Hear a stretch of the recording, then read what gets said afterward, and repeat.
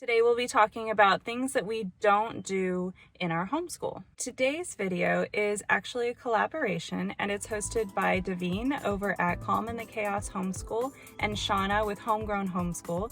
Thank you ladies for hosting this collaboration.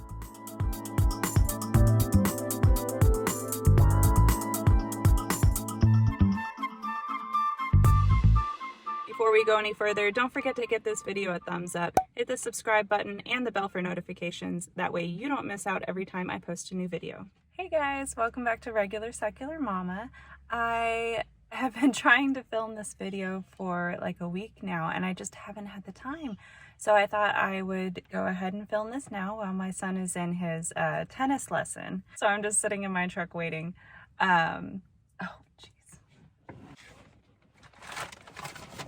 Don't mind the mess back there. I'm not responsible for the back seat.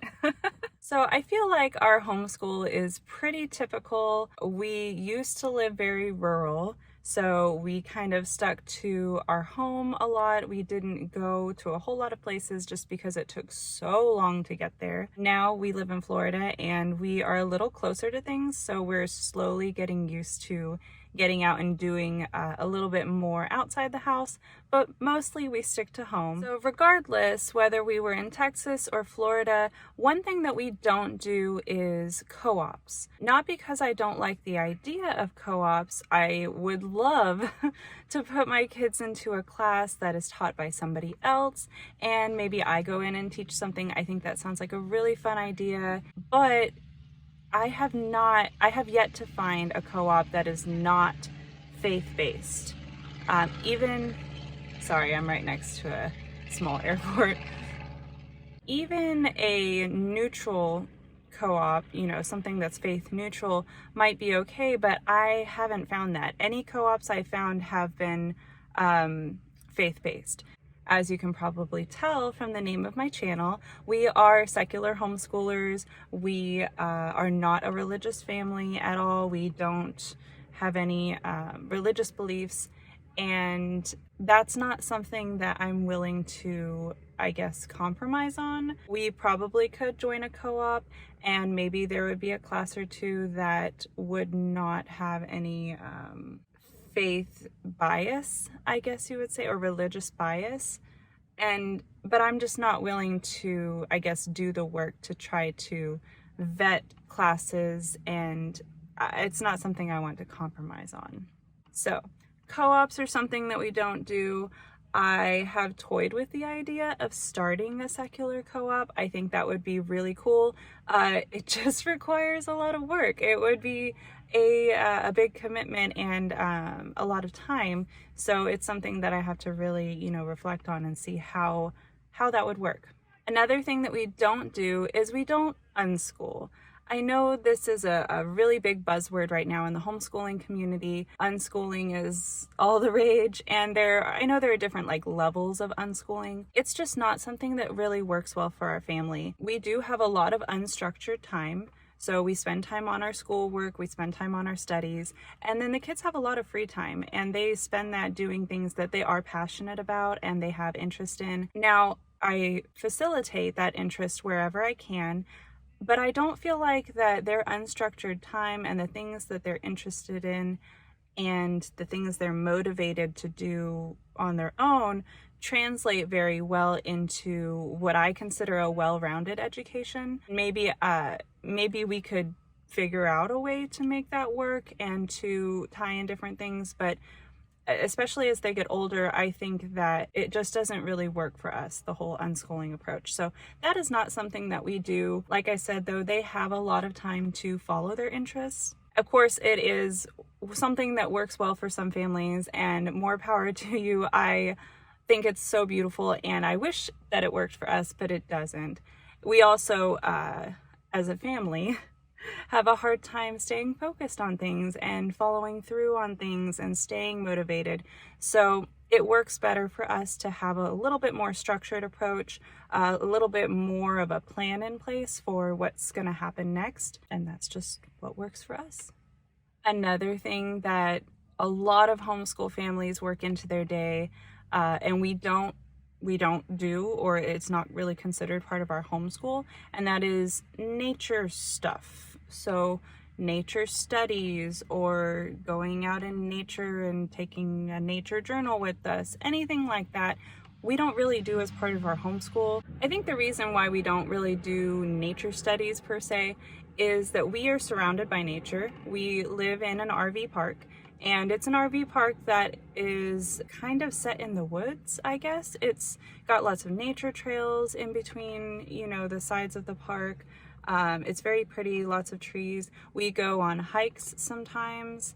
The hiking on this side of Florida is much better than it was when we lived in Clearwater on the other side of Florida. So that's really nice. It's something that I really missed from living in the Pacific Northwest for a while. So we do get out in nature. We go to the beach occasionally. We find all kind of critters outside. It's just not something that we make part of our school day. We don't really journal about it or draw pictures of our observations as much as I would like to do those things. And, you know, sometimes they happen just naturally out of curiosity. I don't make it a part of our school day because I don't want it to feel like a chore or like something that we have to do and has to get done. Now, maybe that is considered like an interest-led approach. I don't know, you guys, I don't like labels. If you've noticed a trend here, I don't like to label anything. I don't label us. I don't label our faith or lack thereof. I don't label the things we do for school. Anyway, we don't really do like nature studies because we're living in nature. Kind of along those same lines, there's something else that we don't do that we kind of used to do and I wish we could do, and that is morning baskets.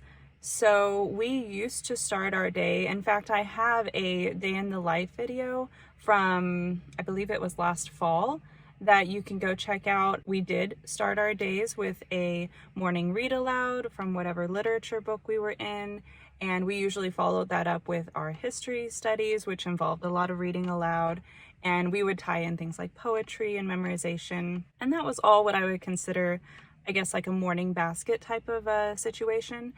But it just doesn't work for us anymore. I found that maybe it's because of our small space, or maybe, you know, kids are growing and changing, but doing those things in the morning meant that we were not getting our other skills-based work done. Things like writing practice or grammar if we're doing it, or math, things like that that were individual for each kid. Those things were just not getting done. And I don't know, it's probably more of a time management thing for us. We all struggle with time management. And so it worked better to move those things later in the day. So now we start our day right after breakfast and after some morning chores with their individual work. It gives me a chance to work one-on-one with them and help them, you know, work with whatever they need help with. And then when lunchtime comes around, we lunch, and that's when we do a read aloud and any history readings or activities we have planned. Theoretically, this frees up our afternoon so that I can work on channel stuff and they can finish up whatever they didn't finish in the morning. It doesn't always happen that way, but that's the plan and that's the idea. Anyway, it works better. It works much better than it did doing our read alouds and things in the morning. So we don't really have much of a morning basket in any sense of the word. One thing I do is I like videos that I enjoy watching. And of course, don't forget to subscribe and hit the bell for notifications so you don't miss out on new videos. I could not think of anything else. I feel like we are a fairly typical secular homeschool family, but there are a few things that are, I guess, mainstream that we just don't do.